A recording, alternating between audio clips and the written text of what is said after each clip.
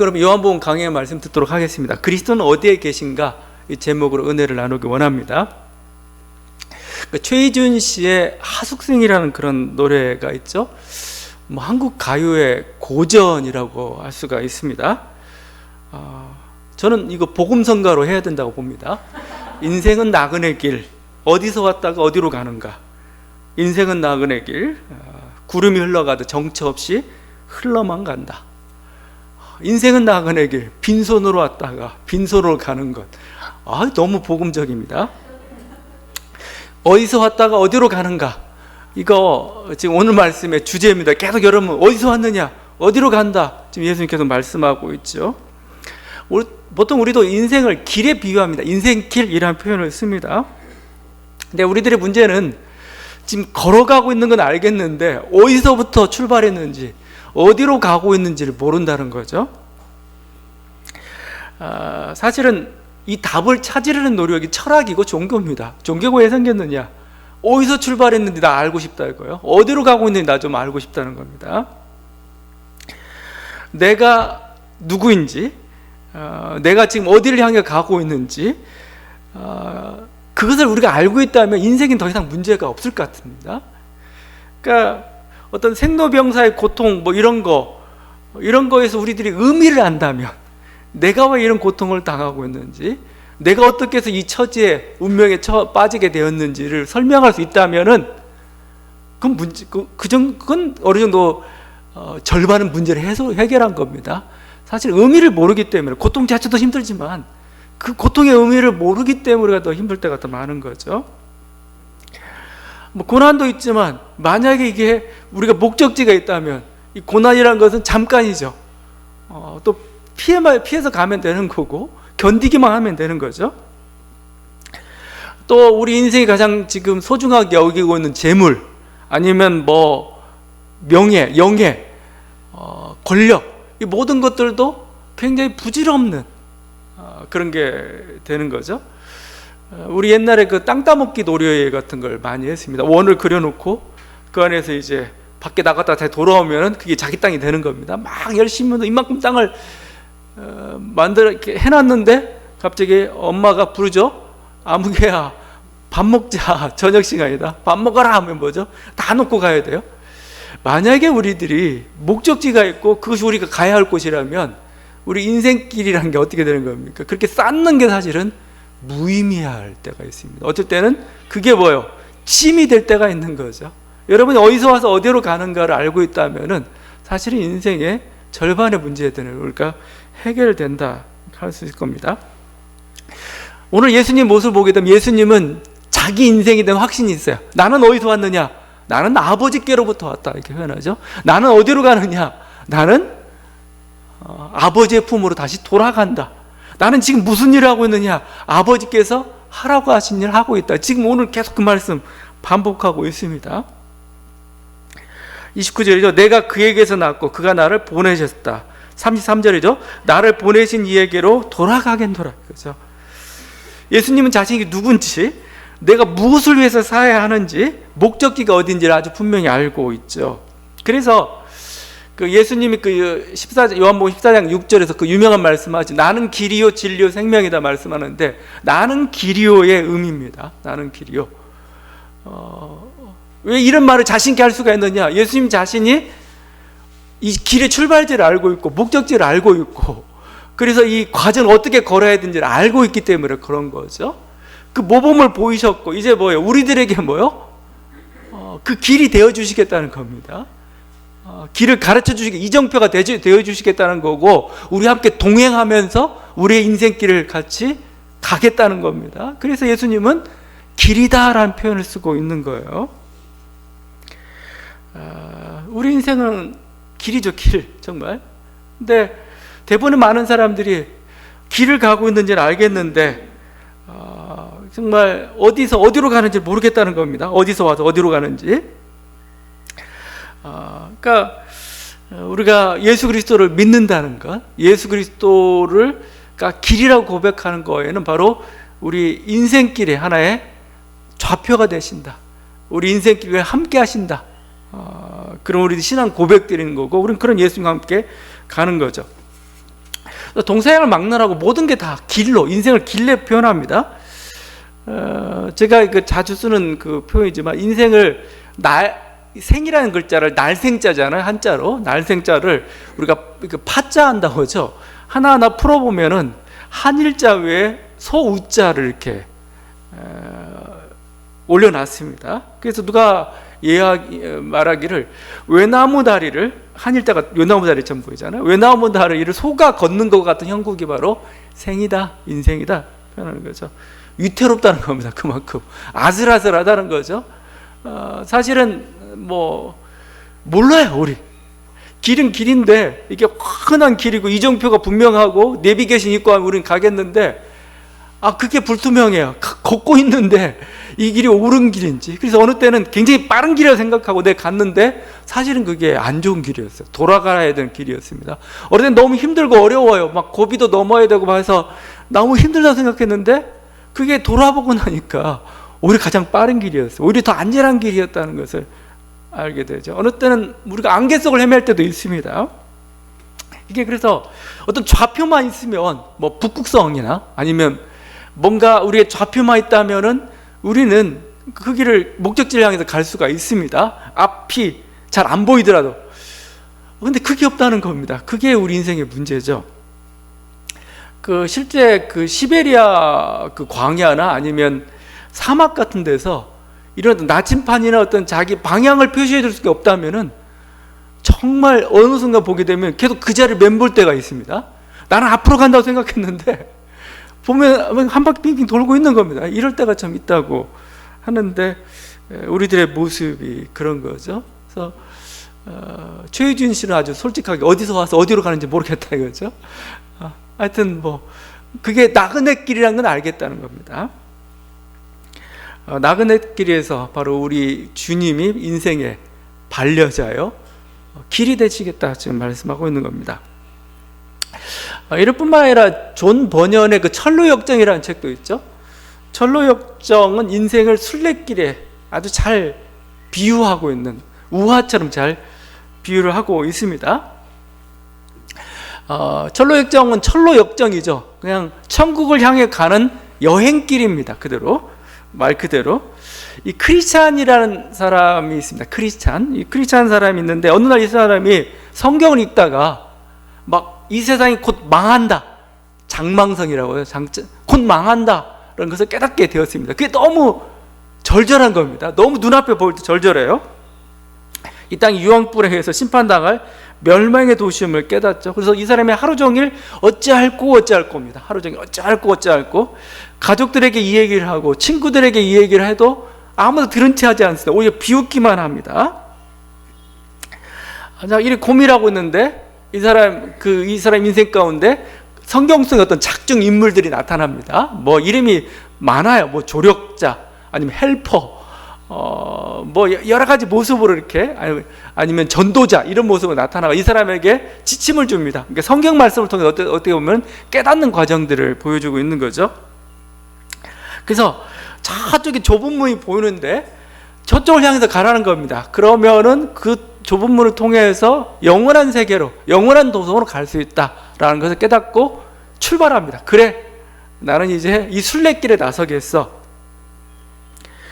작정하고 나가는데 그 모습이 아주 결연합니다. 이렇게 철로역정에 기록되어 있습니다. 그 아내와 자식들이 그가 뛰어가는 것을 보고는 어서 집으로 돌아오라고 소리 지르기 시작했다. 그러나 손가락으로 귀를 틀어막은 채 그는 계속 뛰어가면서 생명, 영원한 생명하고 소리 질렀다.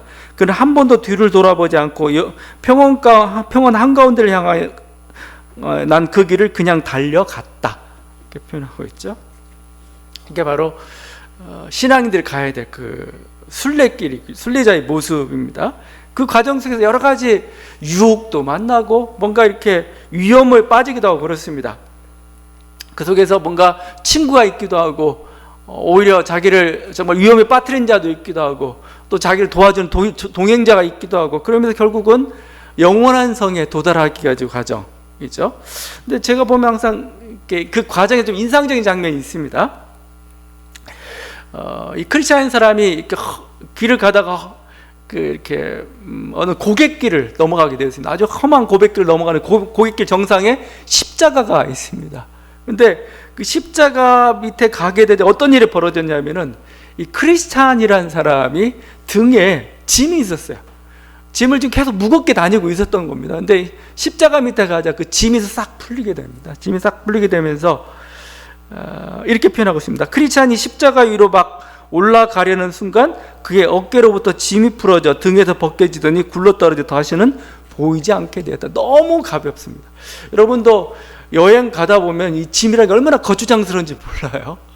이 짐을 질질 끌고 들고, 그래서 제일 먼저 하는 일이, 여행 가서 제일 먼저 하는 일이 숙소를 잡아가지고 빨리 어떻게든 짐을 처리해 놓고 이제 자유롭게 이렇게 다녀야 하는 거죠. 우리 인생길도 마찬가지입니다. 우리들 너무 많은 짐들이 있기 때문에 이 짐들 때문에 가기가 힘들어요. 우리가 죽음이라는 것도 사실은 마찬가지 같습니다.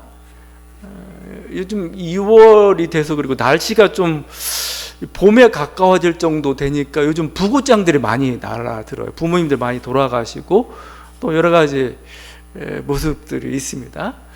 신앙인들도 이제 많이 돌아가시기도 하고 또 죽음에 이르기도 하는데, 그분들이 죽음 앞에서 나 인생길 잘 끝냈어 그러면서 그냥 아주 그냥 즐겁게 가느냐, 그렇게 신앙 좋은 분들 제가 많이 못 봤어요. 다들 죽음 앞에도 두렵고 힘들고 피하고 싶고 이런 게 우리들의 모습입니다. 여러 가지 하여튼 우리 신앙이란 그런 것들에 대해서 이야기할 수도 있겠지만, 왜 이렇게 우리 죽음 앞에서 두려워하는가? 그 중에 하나가 짐 때문이다. 짐. 죽음 앞에서 나의 짐들, 인생의 짐들을 다 벗어놓고 가야 돼요. 그래야 우리가 미련이라는 거죠. 미련이랄지 한이랄지 이런 거 다 벗어놔야 뭐요? 어느 정도 편하게 죽음을 맞이할 수가 있는데 우리가 그걸 못하는 겁니다. 그 사회심리학자 중에 에릭슨이라는 사람이 인간의 어떤 신체와 정신 발달 연령에 따라서 8가지 단계로 나눴습니다. 그래서 어린 시절부터 시작해가지고 각 단계의 과제들을 얘기해 줬어요. 근데 마지막 8단계가 노년기입니다. 노년기의 과제를 뭐라고 표현하냐면 통합성이라고 얘기해요. 통합성. 근데 통합성은 물론 여러 가지 의미가 있지만 저는 이게 더, 이런 용어가 더 화해입니다. 화해. 그러니까 그동안 흩어졌던 것들을 하나로 묶어야 돼요. 그건 뭐냐면 자기와의 화해입니다. 중요한 게 특별히 자기 과거와의 화해이기도 하고 또 다른 사람과의 화해입니다. 주로 우리들이 한이 맺히는 게 있어요. 한이 맺히는 거. 우리들이 뭔가 이렇게 짐처럼 이제 아직도 막 이렇게 죽음의 문턱을 넘어가야 되는데 이게 질질 끌려가지고 도무지 이게 미련을 만들어 놓은 그런 것들이, 그걸 풀어줘야 되는 거죠. 그게 통합성이고 뭔가 화해죠. 흩어졌던 걸 하나로 묶는 거죠. 마치 막 인생에 여러 가지 숙제가 있습니다. 숙제가 있는데 숙제를 다 못 맞췄어요. 그건 뭐예요? 못 맞췄는데 하면 안 되는 거죠. 못 맞히면 못 맞힌 대로 의미 부여를 하는 겁니다.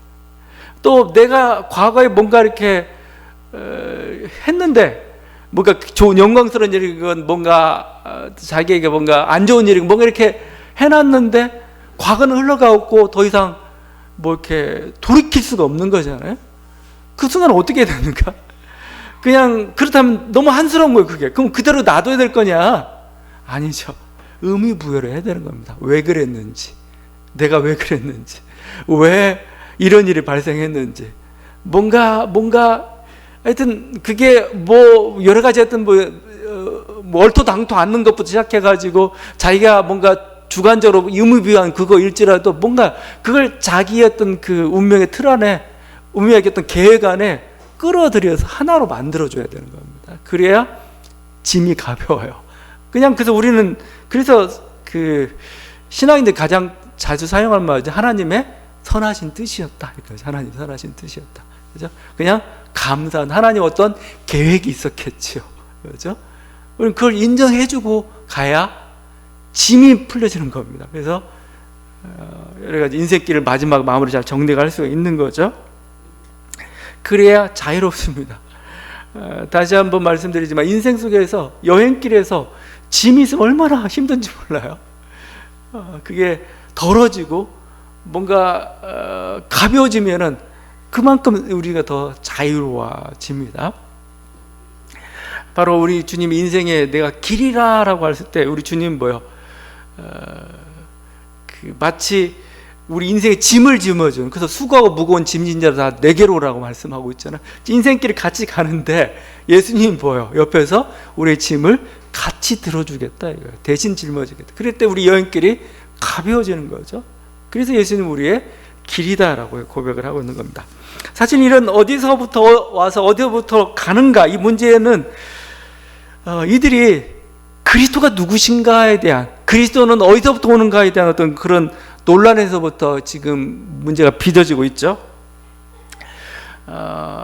이 사람들은 자기 자신이 그리스도에 대해서 잘 안다, 구원자가 어떤 사람인지 자기가 잘 안다라고 이렇게 착각하고 있어요.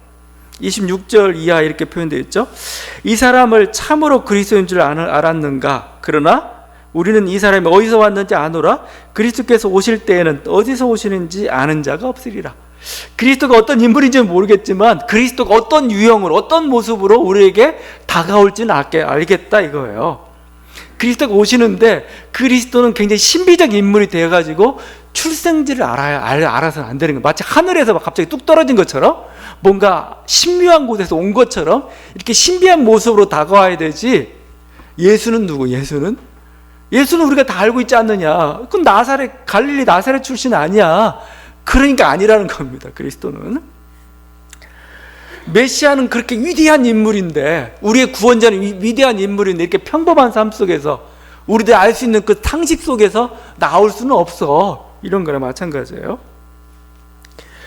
마치 이것은 우리가 어린 시절에 어떤 선생님이나 위대한 어떤 사람들을 봤을 때는 보면서 무슨 생각이냐, 화장실도 안 가는 것처럼 생각을 해서 저분은 굉장히 신비한 사람처럼, 요즘 애들은 어쩐지 모르겠는데 저희 때는 뭐 선생님은 정말 화장실도 안 가는 것처럼 이게 뭔가 지저분하고 뭔가 이런 것들은 전혀 관계없이 아주 고고한 삶을 살아가는 것처럼 그렇게 생각하고 마치 그렇게 생각하는 겁니다. 그리스도도 마치 그런 모습으로 와야 되지.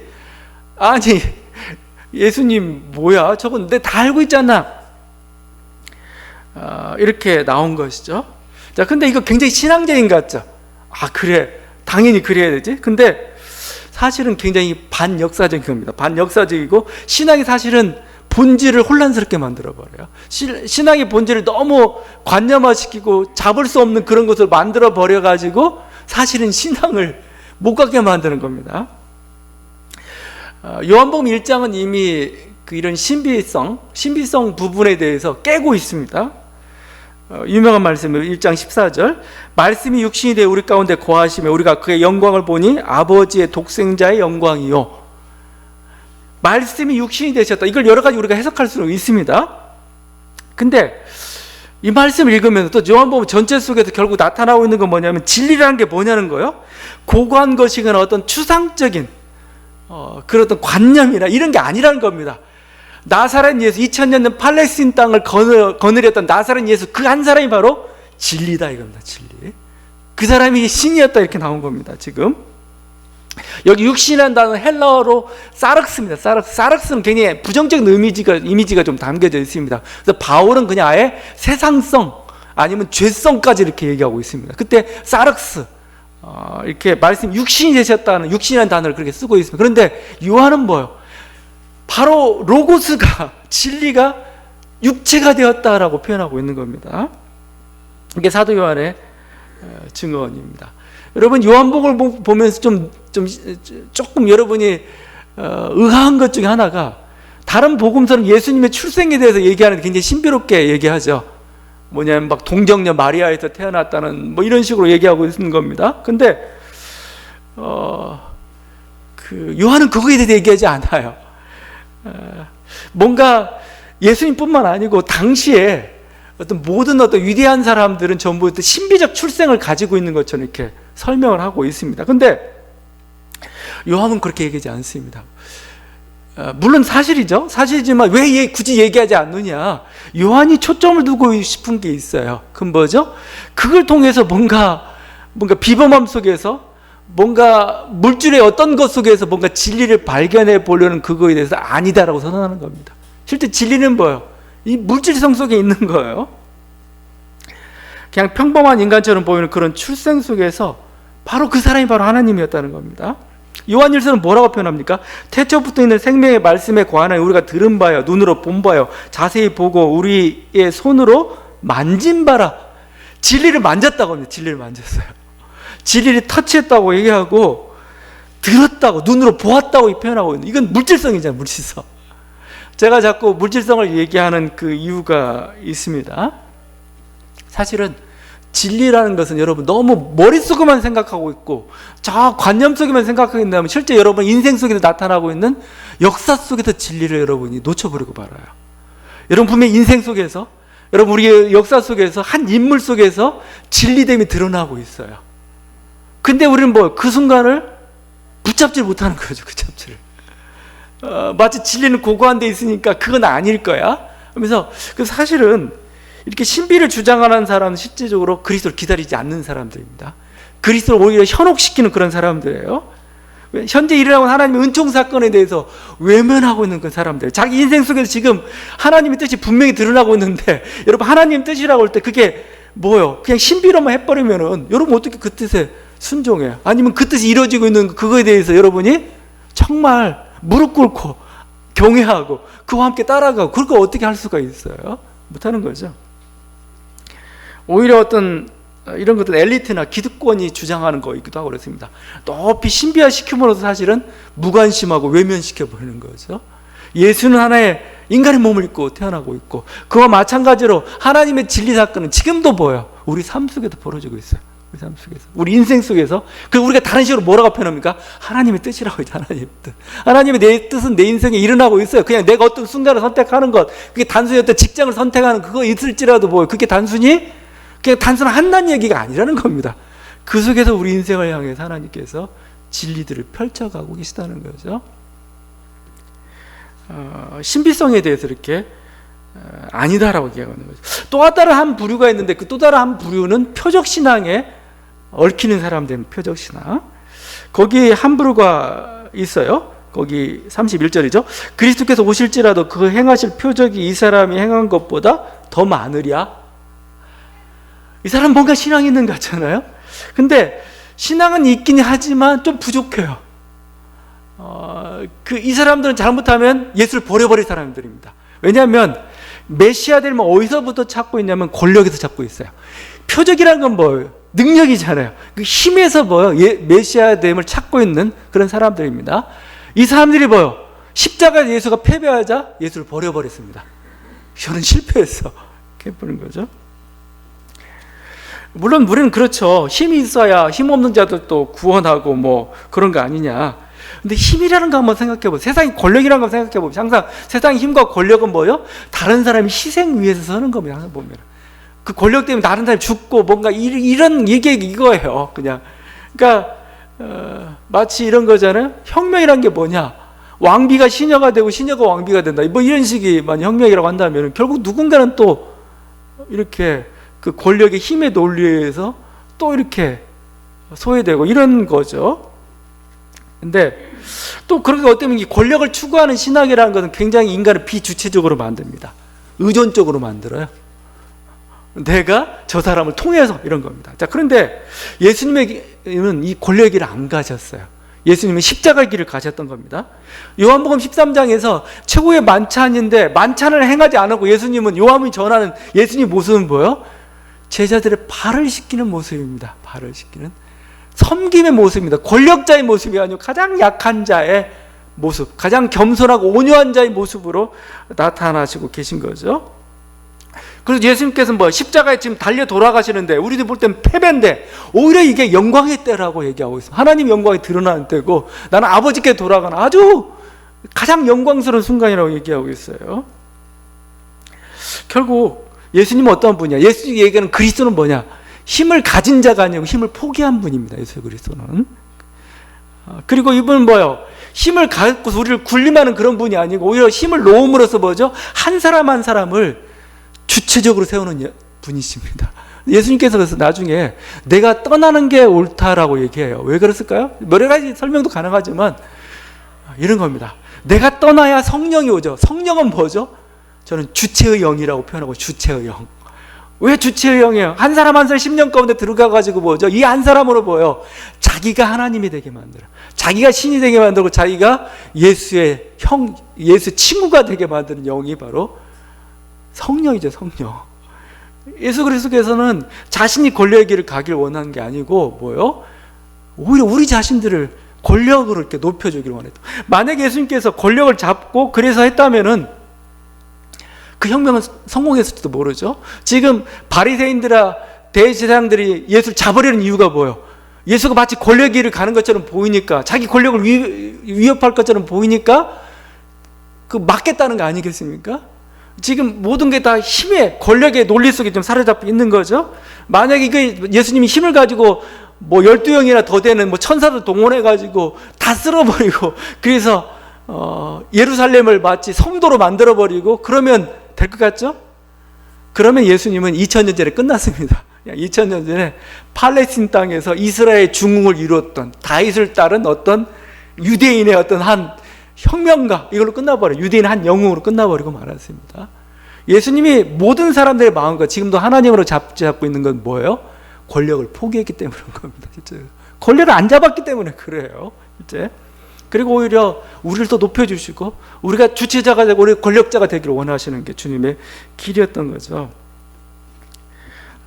지금 그래서 우리가 표적이라고 할 때 요한복음을 읽으면서 막 요한도 그런 얘기하죠. 이 표적을, 기적을 보면 정말 하늘에 쌓아둘 것도 없겠다, 다 기록할 수 없겠다고 표현하고 있는데, 우리가 막 그것에 현혹돼 가지고 또 요한이 원래 의도했던 게 아닌데도 불구하고 요한복음에 나타난 기적을 보면서 기적 신앙에 매몰되면 안 돼요. 예수님이 표적을 보여주는 이유가 뭡니까? 표적이라고 하죠. 표적은 뭐예요? 우리의 세상성을 깨는 겁니다. 세상성. 자꾸 우리들이 물질성이나 세상성에 자꾸 갇혀 있으니까 기적을 통해서 뭐예요? 그걸 깨뜨리는 거죠. 깨뜨리고 뭐죠? 보이지 않는 세계에 눈이 열릴 수 있도록 만들어주는 게 바로 이 표적이라는 겁니다. 그래서 기적을 보면서 우리가 하나 있던 그걸 통해서 기적신앙에 매이는 게 아니고, 그걸 통해서 뭐죠? 보이지 않는 세계에 대해서 예수 그리스도가 어떤 분인가에 더욱더 하나의 물질성을 통해서 뭐죠? 그 보이지 않는 더 위대함에 대해서 우리들이 깨달아가는 것, 신비를 알아가는 것, 이게 바로 우리들이 예수님이 원하시는 표적의 목표예요. 근데 전부 이 기적신앙에 매몰된 사람들은 보면 대충 굉장히 비이성적이 돼요. 그리고 뭐죠? 뭔가 능력을 구하기도 하고 굉장히 비주체적이 돼요. 그건 예수님이 원하는 바가 아니에요. 그건 표적을 통해서 물질 외에 더 다른 세계가 있으면 우리들이 인정하게 되는 거고, 더 중요한 게 뭔가를 깨닫고 뭐 이렇게 그런 과정도 좀 필요한데, 바로 이들은 표적을 가지고 그리스도다 얘기했던 사람, 그게 아니라는 겁니다. 그러니까 사람들이 이렇게 자꾸 물질성에 담겨있는 어떤 진리들을, 계시해주는 진리들을 깨닫지 못하니까 자꾸 혼란스러운 겁니다. 그래서 예수님이 이렇게 얘기하니까 33절, 내가 너희와 함께 조금 더 있다가 나를 보내신 얘기로 돌아가겠노라. 너희가 나를 찾아도 만나지 못할 터이요 나 있는 곳에 오지도 못하리라. 그렇죠? 그러니까 이런 말 하니까 이게 이 육신의 세계, 사실 예수님 그렇게 본 거, 너는 육신성이면 물질성이면 가로잡혀 가지고, 제가 물질성 중요하지만 그 물질성을 탈피해야 되는 게 좀 중요하다고 얘기하고 있죠. 근데 거기에만 사로잡히니까 예수님 이 말은 무슨 말인지 몰라요. 그래서 거기 오해가 나오지. 거기 막 사람들이 우리가 찾지도 못하고 오지도 못한다고 하니까 저 멀리 헬라인한테 가는 건가? 나중에 8장에는 저가 자결하려는가 이렇게까지 막 나오고 막 합니다. 물질성에만 가르쳐 잡히니까 그래요. 그건 예수의 제자도 마찬가지입니다. 예수님께서 나는 길이요 진리 생명이다 그 말씀하시면서 내가 떠난다고 얘기하니까 그 도마가 이렇게 물어보죠. 주여 주께서 어디로 가시는지 우리가 알지 못하거늘 그 길을 어찌 알겠사옵나이까. 뭔가 이 도마도 물질성이 갇혀있는 그런 모습입니다. 여전히 그래서 예수가 어디로 가는지를 모르고 있는 거죠. 분명히 예수님은 아버지께로 돌아간다고 얘기했어요. 아버지께로.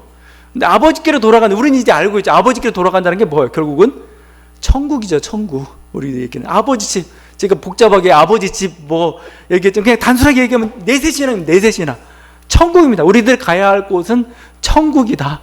지금 너희 눈에는 보이지 않지만 그게 진정한 세계고 진정한 너희들 가야 될 곳이고 이 천국을 향해서 나는 간다. 내가 가서 아버지 집을 예비해 놓겠다 이거죠. 천국을 다 청소해가 너희들 오기를 지금 내가 기다리겠다 이 말인 거죠. 그래서 인생이란 결국 뭐예요? 그렇게 따지면 잠깐의 소풍인 거죠. 그래서 이렇게 신나게 여행 갔다가 이제 자기 집으로 이렇게 돌아가는 것. 내 집을 내가 이렇게 마련했다. 그게 천국이다 이거죠. 그 천국을 물질성을 통해서 예수님 말씀을 통해서 그 영원한 세계에 대한 어떤 신앙들을 우리가 갖지 못하는 것, 이게 우리들의 한계인 거죠. 뭐 유대인들도 그렇고 뭐 현대인들도 마찬가지고 현대인도 심하죠. 근데 보니까 중세 사회 정도가 제가 단테의 신곡 같은데 보게 되다 보면은 정말 그 내세 죽음의 세계가 멀리 있지 않았어요. 마치 눈앞에 있는 것처럼 지옥의 세계, 연옥의 세계, 천국의 세계 이렇게 펼쳐져 있고 그 모습 속에서 중세 시대에는 어느 때보다도 이런 어떤 내세 신앙으로 가득 찼던 천국에 대한 신앙, 예수님께 마련해놓은 그 천국에 대한 신앙으로 가득 찼던 그 시대였던 것 같아요. 그거 왜 그랬을까? 여러 가지 이유도 있겠지만 결국은 전쟁이 많았던 그런 시대입니다. 또 질병과 어떤 뭐 역병, 또 빈곤으로 인해서 여러 가지 어떤 고통을 당했던 그런 시대였기 때문에 그랬던 것 같아요. 죽음이 가까이 있었어요. 평균 연령이 30세가 안 돼가는 그런 시대, 자기 가족 중에 반드시 몇 명은 죽어가는 그 시대, 죽음이 멀리 있지 않았어요. 죽음이 멀리 있지 않았기 때문에 죽음이란 문제를 해결하지 않고는 도무지 그들에게 있어서는 두려울 수밖에 없는 거고. 근데 뭐예요? 예수 그리스도를 통해서, 이 복음을 통해서 죽음 이후의 세계들이 보여졌고, 그게 단테의 신곡에 나타나 있지만 그들이 너무 생생했던 겁니다.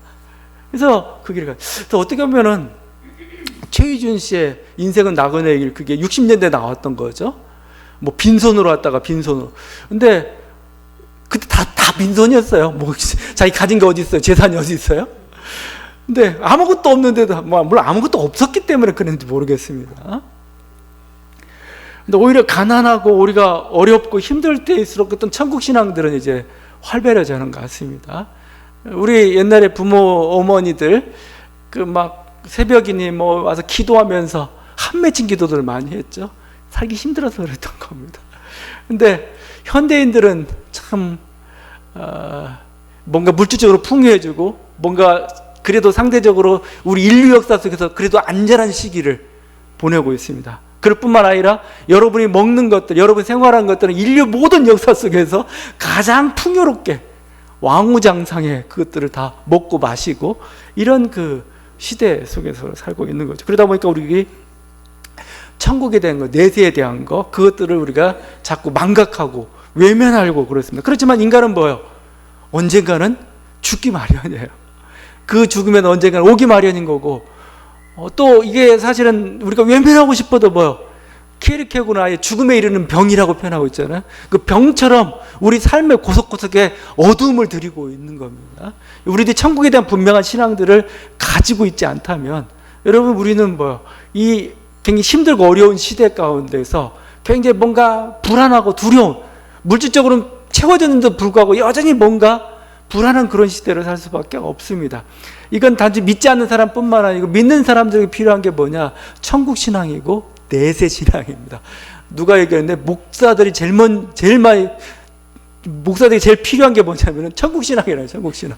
마치 천국이 없는 것처럼 목사들도 막 이 땅에 뭔가 더 큰 교회, 더 높은 자리, 더 권력, 거기에 가득 차 있는 거죠. 저는 기독교가 뭔가 가지고 있는 여러 가지 가치들이 있습니다. 여러 가지 가치들이 있는데 중요한 가치들이, 만약에 뭐 불교는 불교 나름대로 어떤 무랄지 뭔가 뭐 이런 버리는 거, 뭐 이런 거에 대한 것들을 많이 얘기하듯이 기독교가 한 사회에 영향을 미칠 수 있는 가장 정신적 가치 중에 하나가 뭐냐? 중요해 바로 전 천국신앙을 생각합니다. 천국신앙. 내세신앙입니다. 내세신앙. 내세신앙을 가지고 반이성적으로 살라는 얘기가 아니에요. 그 얘기가 아니고, 내세신앙이 있다는 건 뭡니까? 이 세상을 살아가면서 어렵지만 감사가 있다는 거잖아요. 어렵지만 찬양이 있다는 거 아니겠습니까? 그리고 이 세상 살아가면서 어떤 물질이나 권력에 욕심이 없어요. 오히려 우리들이 더 심쓰는 거 뭐죠? 정의와 사랑을 행하는 데 더 힘을 씁니다. 왜? 그게 넷의 가장 중요한 가치이기 때문에 그런 것이죠. 또 불의를 행한 것에 굉장히 두려워요. 왜냐하면 지옥이라는 거 있기 때문에 그런 거죠. 이게 바로 넷에서 가지고 있는 신앙인데, 기독교가 우리 한국 사회 아니면 우리 어떤 우리 민족에게 만약에 좋은 정신적 가치를 주고 싶다면은 다른 게 아닌 것 같아요. 넷의 신앙입니다. 이 천국 신앙을 다시 회복하는 것. 그에 따라서 뭐 이 세상을 더욱더 오히려 더욱더 풍요롭게. 여러분 만약에 집이 있다면은 여러분 인생길을 살아가는데 인생길 속에서 뭔가 거기 때문에 집착 때문에 뭔가 뭐 거기에 매여가지고 살지는 않을 거 아닙니까? 그냥 즐기듯이 지나가는 거. 정말 소풍이란 말 할 수 있는 거 아니겠습니까? 그럼 다시 한번 우리 주님께서는 우리들의 길이 되십니다. 그분이 우리들에게 지금 이 아버지 집에서 우리들이 가야 될 곳이 바로 그곳이고 우리를 기다리시고 또 인생길에 우리를 도와주고 계십니다. 여러분, 이 인생길 정말 즐겁고 또 정말 우리들이 하나님께 베푸신 모든 뜻들을 이루어가며 살아가는 저와 여러분 되기를 바랍니다. 기도하시겠습니다.